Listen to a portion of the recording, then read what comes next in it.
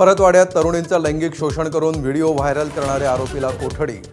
अटक आरोपी आयान अहमद MIMचा कार्यकर्ता, त्यांची टोळी कार्यरत। भाजप खासदार अनिल बोंडेंचे आरोप।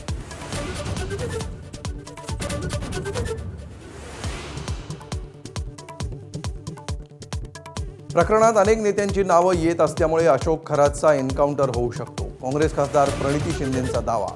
तर पुरावे असतील तर द्या, मंत्री बावनकुळेंचं आवाहन।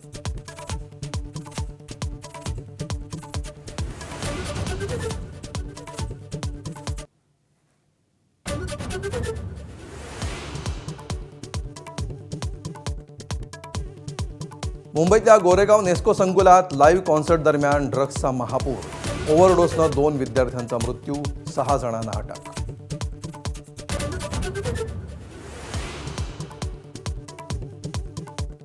मुंबई पोलिसांनी खारमध्ये उद्ध्वस्त केलं ड्रग्ज रॅकेट।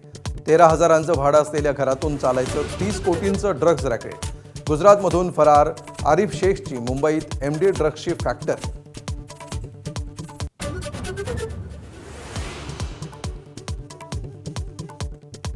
पुण्यात समाज कल्याण विभागाच्या कार्यक्रमात हिडमाच्या गाण्यावर गडचिरोलीच्या विद्यार्थ्यांचं नृत्य।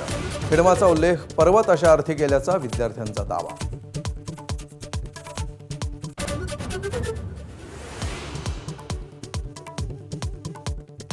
होर्मुझमध्ये इराणचीच नाकेबंदी करण्याचा अमेरिकेचा डाव। पर्शियन आखात आणि ओमानच्या आखातात अमेरिकेकडून नाकेबंदी। इराणी बंदरावरून येणाऱ्या जहाजांना रोखणार।